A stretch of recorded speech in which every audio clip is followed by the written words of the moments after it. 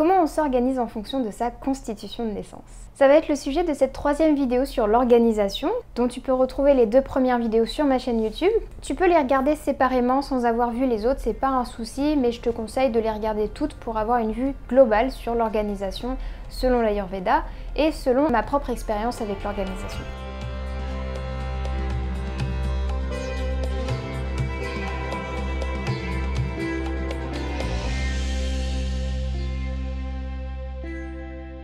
Je te souhaite donc la bienvenue dans cette vidéo, j'espère que tu vas bien et aujourd'hui je vais donc te présenter chaque dosha et chaque énergie en Ayurveda pour t'expliquer comment chaque dosha réagit à quel est le lien, quelle est sa relation avec l'organisation. On va voir que c'est très différent. Tu le sais peut-être si tu es déjà venu en consultation avec moi qu'une des questions que je pose pour définir ta constitution de naissance, c'est comment et quel est ton rapport à l'organisation, comment tu t'organises au quotidien. C'est une question importante parce qu'elle nous permet de donner des indices sur la constitution de la personne et je vais te présenter ici pourquoi. Ce que je tiens à rappeler, c'est que tu n'es pas un dosha, tu n'es même pas 2 doshas, tu es bien constitué des 3 doshas, ils sont en toi. Donc quand je vais décrire chaque dosha, ce n'est pas la peine de s'identifier purement à un dosha ou un autre. Le but c'est que tu comprennes que si tu es dominé par un dosha plus qu'un autre, tu risques d'avoir ces tendances. Ce sont des tendances, ce qui signifie qu'elles peuvent être modifiées. Ça va être plus difficile pour certaines personnes que pour d'autres potentiellement, mais ça reste des tendances. Et dans tous les cas, je vais donner à chaque fois les intérêts et les inconvénients de chaque dosha en lien avec l'organisation. Donc tu verras qu'il n'y a jamais du tout noir ou du tout blanc. C'est toujours un joli mélange qui en réalité fait qu'on est tous différents et qu'on a une belle diversité dans ce monde en termes de personnes, de personnalités, de caractère, etc. Donc on va commencer par Vata. Vata et l'organisation, ils sont pas très amis, tout simplement parce que Vata a beaucoup de mal à gérer son temps, de manière générale. Il y a plusieurs raisons à ça, dont le fait que Vata, il a tendance à vouloir faire beaucoup de choses différentes. Donc il va s'engager dans plein de choses différentes et il va se rendre compte qu'ensuite c'est compliqué de faire tout en même temps. Il y a aussi le fait que Vata a tendance à commencer beaucoup de choses mais sans les terminer parce qu'il n'a pas l'énergie pour continuer. Et aussi Vata, c'est un dosha qui est constitué d'air et d'éther, donc c'est un dosha qui est très subtil, qui est très léger, qui n'est pas forcément ancré.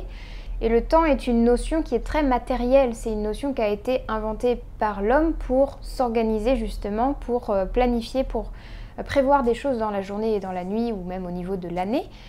Donc le fait que Vata soit beaucoup souvent dans sa tête ou beaucoup dans des rêves ou dans de l'imaginaire, il va avoir du mal à se réancrer en se disant « Ouais, j'ai ce magnifique projet, mais combien de temps ça va me prendre en réalité là, sur cette sphère matérielle dans laquelle je suis ?» Ce qui est une très bonne chose aussi, puisque Vata, il a tendance à avoir un esprit très créatif et très imaginaire, donc il n'est pas limité par la matière. Quand certaines personnes vont se dire « Non, non, ce projet, ça va me prendre 3 plombes, c'est vraiment pas un projet que je veux lancer », Vata va se dire « Bah écoute, on commence et on verra bien ». Donc c'est une énergie, un élan qui est très positif quand on veut se lancer, être un dynamisme au début, mais ensuite il va y falloir les autres doshas pour maintenir ce dynamisme sur le long terme. Le dosha Vata apporte un temps de concentration assez court. Vata change beaucoup son centre de concentration, il va vite changer d'idées, changer d'envie, etc. Donc ce que je conseille pour des personnes qui ont beaucoup de Vata, c'est de prévoir des plages de travail ou d'études ou de concentration qui sont courtes. Il y a la méthode notamment qui s'appelle Pomodoro, oui c'est ça. La méthode qui consiste à travailler pendant 25 minutes je crois, puis prendre 5 minutes de pause, 25 minutes, 5 minutes de pause et ensuite il y a 1 heure je crois, enfin bref. C'est des plages horaires courtes avec un temps de pause entre chaque.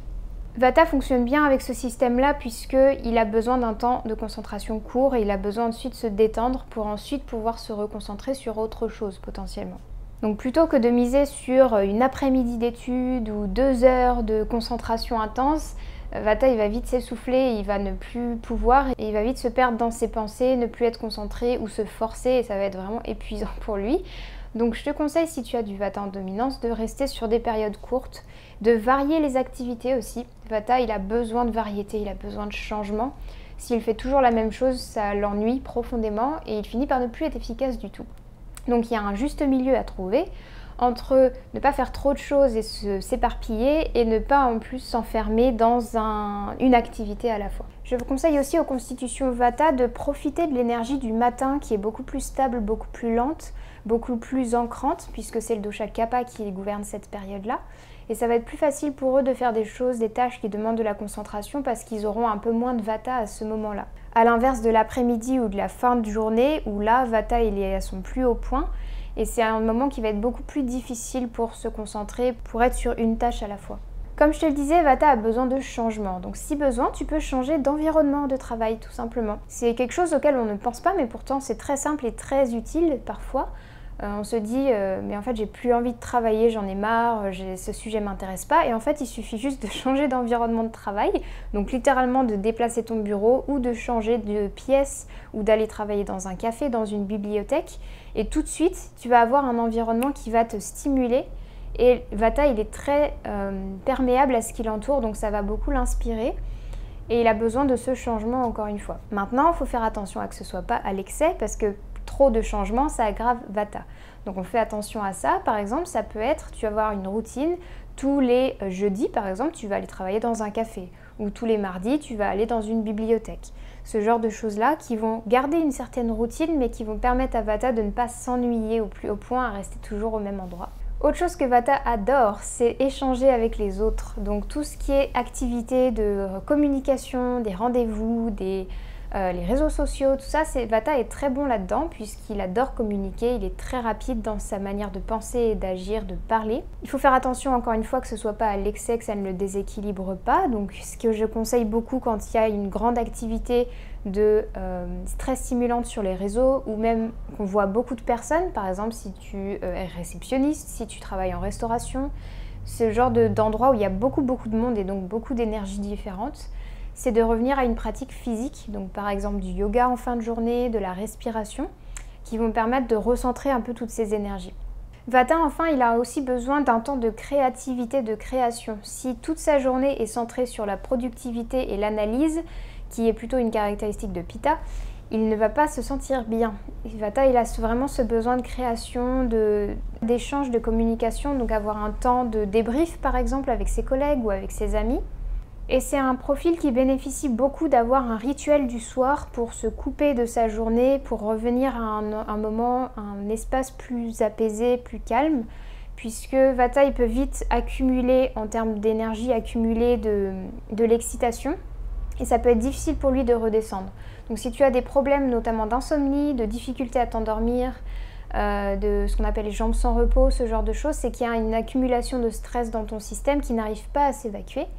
Donc c'est très intéressant d'avoir un temps de sas, entre guillemets, pour évacuer ce stress. Tu peux utiliser la douche, tu peux utiliser une séance de yoga, tu peux utiliser la respiration, la méditation, la relaxation, tout ce qui va te permettre de faire redescendre ce stress. Et si tu aimerais que je te fasse une vidéo justement sur la gestion du système nerveux, n'hésite pas à m'en faire part. C'est un sujet qui me passionne beaucoup et dont je parle beaucoup notamment dans l'hygiène émotionnelle. Donc si c'est un sujet qui t'intéresse aussi, n'hésite pas à me le dire et je te ferai une vidéo sur ça. Voilà, donc non exhaustif, mais plein de conseils déjà pour Vata en termes d'organisation. Pitta maintenant, c'est en général le profil qui est le plus ami avec l'organisation, ils adorent ça. Les personnes qui ont du Pitta en dominance sont souvent très à l'heure à leur rendez-vous, ils n'ont pas du mal à planifier leur journée, s'organiser, faire des listes, tout ça. Ce que j'ai pas dit sur Vata d'ailleurs, c'est qu'il a des difficultés à être à l'heure parfois parce qu'il a cette gestion du temps qui n'est pas forcément très facile. Donc ce que je peux te conseiller, c'est de prévoir des temps en avance ou après pour être sûr que tu vas pas te dépasser sur l'activité d'avant ou l'activité d'après. Parce que Vata, il a tendance à se dire « Ah bah j'ai du temps, je peux faire ci en attendant ou ça » et au final finir en retard. Et donc Pitta, il a une grande capacité d'accomplissement, il peut faire beaucoup de choses dans une journée, il a une grande capacité d'organisation, il est en général très facilement concentré sur une tâche parce que ça apporte du focus et ça rapporte tout sur un centre, ça c'est l'effet de Pitta. Il est en général bien motivé, passionné par ce qu'il fait et il a une grande capacité d'analyse. Donc généralement l'organisation elle est plutôt bonne pour Pitta, sauf s'il est déséquilibré. Ce qui peut déséquilibrer un Pitta, c'est notamment l'excès d'activité, le surmenage, puisque Pitta peut avoir tendance à faire et oublier que son corps ne suit plus. Donc sa tête, elle suit, hein, sa tête, elle est là, non, regarde, on va faire ça, le but, il est là, donc on va l'atteindre. Et le corps, parfois, il se dit, oui, mais moi, je suis pas prêt à ça, je suis pas reposé suffisamment, j'ai besoin de plus de temps, etc. C'est ça qu'il faut faire attention avec Pitta, parce que le fait de ne pas avoir de temps de repos, c'est s'assurer un burn-out et c'est s'assurer une perte en productivité justement. Donc souvent quand j'ai des personnes en consultation qui me disent mais je comprends pas, je suis Pitta dominant et pourtant je suis pas du tout motivée, j'y arrive pas, j'arrête pas de procrastiner, j'arrive pas à me concentrer sur une tâche. La plupart du temps c'est soit que ça ne les passionne pas. Donc si une activité te passionne pas, Pitta il va passer, hein. Il va se dire bah non, ça n'a aucun intérêt. Donc si ça ne te passionne pas, si c'est pas assez de nourriture pour toi, je dis nourriture pour une bonne raison, c'est qu'au niveau mental, Pitta il a besoin d'être nourri aussi. Il a faim au niveau mental. Donc s'il n'est pas nourri à ce niveau-là, ça va vite l'ennuyer, donc il va plus avoir envie de le faire. Et Pitta il est un peu tout ou rien sur certains aspects, dans le sens où il va mettre beaucoup de son énergie dans une action et ne pas forcément la dispatcher sur plusieurs comme Vata pourrait le faire. Donc il faut faire attention à ça et il faut bien s'assurer qu'il y a des temps d'amusement, des temps de jeu, des temps de relaxation, des temps de détente dans une journée d'une personne qui a du Pitta en dominance. Autre chose que j'ai noté, que je précise, prendre le temps de manger. C'est essentiel pour un Pitta d'avoir des repas réguliers qui sont satisfaisants pour lui parce que sinon il devient très irritable. Pitta a besoin de manger. S'il ne mange pas, son système digestif va produire de la chaleur et va au final s'attaquer contre lui. Donc souvent, tu vas retrouver des personnes qui sont très irritables au moment du déjeuner ou juste avant de manger, ou qui sont très irritables dans l'après-midi parce qu'ils ont sauté un repas. Ça, c'est typique de Pitta. Donc il faut faire attention, même si tu as envie de faire beaucoup de choses dans ta journée, à ne pas sauter les repas et à manger correctement, suffisamment pour te satisfaire. Une autre tendance du dosha Pitta, c'est de faire des listes à rallonge. Les listes typiques qui sont infaisables en réalité, mais on se dit si c'est possible. Donc les personnes Pitta vont avoir tendance à faire une liste très longue de choses à faire ou de se donner beaucoup d'objectifs ou se donner un but qui est très très loin, en oubliant qu'il y a plein d'étapes sur le chemin vers ce but. Et ça peut nourrir beaucoup de frustration chez les Pitta. Donc quand ils voient leur liste qui n'a pas été faite complètement ou qu'ils voient qu'ils sont encore très très loin de leur objectif, ils vont avoir tendance à être très frustrés, parfois en colère, et surtout ils vont se juger en disant qu'ils n'ont pas assez fait, qu'ils sont fainéants, qu'ils ne font rien, etc. Donc pour un Pitta, ce qui va être très important, c'est de faire des listes réalistes, justement. Des listes qui ne sont pas avec 10 activités qui prendraient elles-mêmes 2 heures chacune, mais en se disant, ce que j'aime conseiller aux personnes que j'accompagne, c'est 3 grandes tâches éventuellement, et ensuite des tâches optionnelles. Les tâches, si j'ai le temps de les faire, je les fais, si je les fais pas, elles seront reportées au lendemain. Si ça t'aide, tu peux aussi écrire toutes les tâches que tu t'es rajoutées pendant la journée et qui n'étaient pas forcément prévues, pour qu'à la fin de ta journée, tu vois ce que tu as fait, que tu vois tout ce temps que tu as dédié, que ce soit au travail, mais pas que d'ailleurs, que ce soit aussi à ton bien-être. Donc tu peux noter que tu t'es fait masser ce jour-là, ou que tu as pris du temps pour toi pour faire du sport, pour passer du temps avec des amis, ce genre de choses. Et c'est important pour un Pitta, sinon il a l'impression de ne pas avoir rempli sa journée suffisamment. Et il va culpabiliser de ne pas avoir assez fait, d'être fainéant, etc. Donc fais des listes réalistes et célèbre-les à la fin de ta journée. Célèbre ce que tu as fait. Félicite-toi si ça te fait du bien. Tu peux t'offrir quelque chose qui te fait du bien aussi. Puisque Pitta, il a vite tendance à passer à l'objectif suivant. Donc il a fait ci, ok, ça c'est fait, on passe à la suite sans penser à la célébration. Là, je te dis ça, c'est surtout pour les grosses tâches. Donc, par exemple, si tu avais un projet important au travail ou si tu avais énormément de ménage à faire dans ta maison, je sais pas si... En tout cas, si c'est un gros projet qui t'a pris beaucoup de temps à réaliser, je te conseille de prendre le temps de célébrer, de te faire plaisir, de t'offrir quelque chose, peut-être de t'inviter au restaurant, de t'offrir un objet, un livre, un vêtement qui te fait plaisir, pour marquer le coup en fait, célébrer tous ces accomplissements que tu as eus. On passe à Kapha enfin pour finir. Kapha et l'organisation, c'est je t'aime, mais moi non plus. Il faut le faire parce que c'est nécessaire pour ma journée, mais c'est pas quelque chose dont je suis passionnée. Les listes, je les fais parce que ça m'aide, mais sans plus. On dit que Kapha, en termes d'horaire, il a tendance à être un peu en retard ou un peu en avance. C'est pas très grave en fait pour eux d'arriver à 2 minutes en retard, 2 minutes en avance. Bon, pour Vata, ça va plutôt être le quart d'heure en retard. Pour Kapha, c'est vraiment quelques minutes. C'est du style, on se presse pas en fait, tout simplement. Kapha, il a besoin d'être stimulé, il a besoin d'avoir des choses qui lui donnent envie, qui lui donnent de l'énergie pour avoir envie de faire des choses et pour en réalité les réaliser. Parce que Kapha, il a une puissance énorme de réalisation, il est constitué de terre et d'eau, donc lui, le travail dans la matière, c'est pas un problème, il sait faire. Le problème, c'est de le mettre en mouvement, parce que Kapha est très lent, c'est une des qualités du dosha Kapha.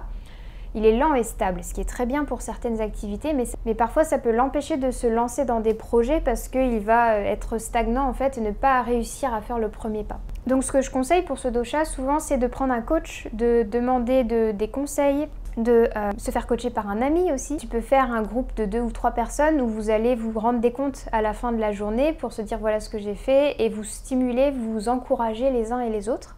Pas dans le but de vous taper dessus si vous n'avez pas fait ce qu'il fallait, mais dans un but de stimulation et d'encouragement. Surtout que Kappa adore le lien, il adore les relations.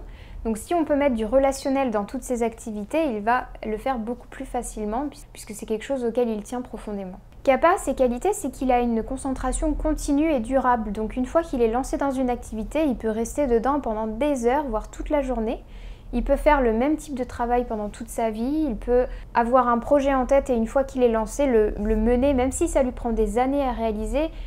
Il est stable, il est lancé, on ne l'arrête plus. Il a aussi une très bonne mémoire, donc comme j'en ai pas trop parlé pour les autres doshas, Vata c'est une mémoire qui est plutôt légère à mauvaise, dans le sens où ils vont retenir pour ensuite réoublier très rapidement, parce qu'ils ont trop d'informations à gérer, donc ils les évacuent très rapidement.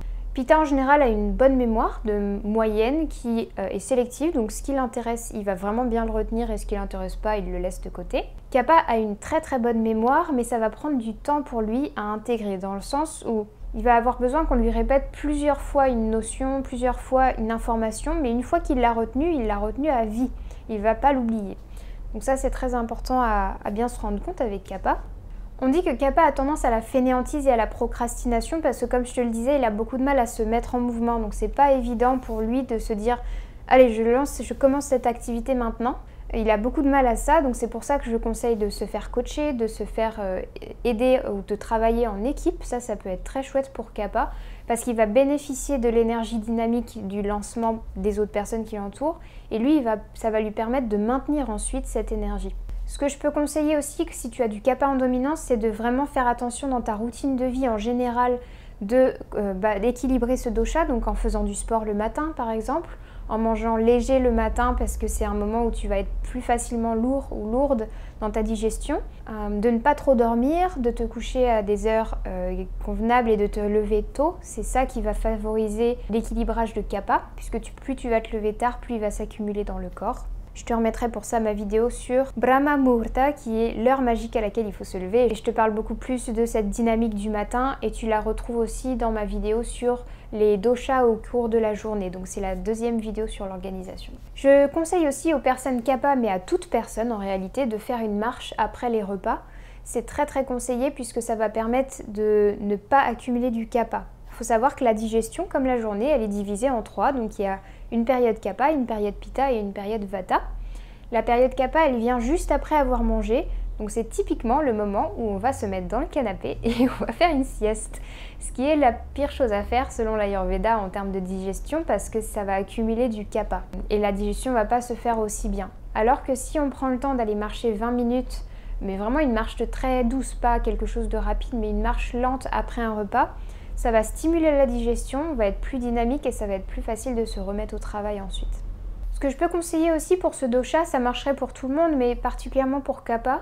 Comme il a tendance à facilement tenir sur la durée, il va aussi avoir tendance à étaler ce qu'il a à faire. Donc ce que je conseille, c'est de se donner un temps limité. Donc plutôt de se dire je vais faire ce projet et c'est tout. Tu vas te dire je vais me dédier 2 heures à ce travail et ensuite je dois passer à autre chose. Ça va beaucoup te stimuler parce que ça va te permettre de voir que ton temps de concentration devra être justement concentré dans 2 heures plutôt que de s'étaler sur toute une journée. Donc tout ce qui est challenge, défi, etc. va être très bon pour Kappa, ça va l'aider à être beaucoup plus dynamique, à accomplir beaucoup plus puisqu'il a la capacité de le faire, c'est juste qu'il a besoin de challenge, il a besoin de quelqu'un le stimule ou quelque chose aussi, ça peut être lui-même.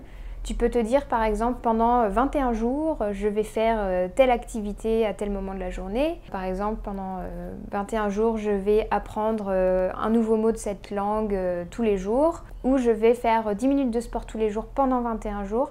C'est vraiment le côté challenge et défi que Pitta adore d'ailleurs. Pitta adore le challenge et il fonctionne très bien à ça. Donc si tu as besoin de motivation Pitta, tu peux te faire un bon challenge autour de ce que tu cherches à accomplir. Mais Kappa en bénéficie beaucoup puisqu'il a tendance à se reposer sur ses acquis et le challenge lui apporte un dynamisme dont il manque et qui va l'aider à accomplir tout ce qu'il veut faire. Voilà, j'espère que cette vidéo t'aura aidé, elle t'aura plu, elle t'aura éclairé sur le sujet de l'organisation. Si tu as des questions encore, n'hésite pas à me les mettre en commentaire. Je vais continuer cette série sur l'organisation puisqu'on n'a pas fini, on va encore parler de beaucoup de choses, notamment de procrastination. Donc si c'est une série que tu apprécies, n'hésite pas à me le faire savoir avec un j'aime, donc un pouce en l'air, et avec un commentaire. Tu peux aussi partager cette vidéo avec des personnes pour qui tu penses que cette vidéo serait bénéfique. Je te renvoie aux 2 premières vidéos sur l'organisation si tu veux aller plus loin sur ce sujet. Je te souhaite de prendre bien soin de toi. On se retrouve sur Instagram si tu veux suivre mon travail de manière plus quotidienne, plus régulière. Je te souhaite de prendre bien soin de toi et je te dis à très bientôt dans une prochaine vidéo.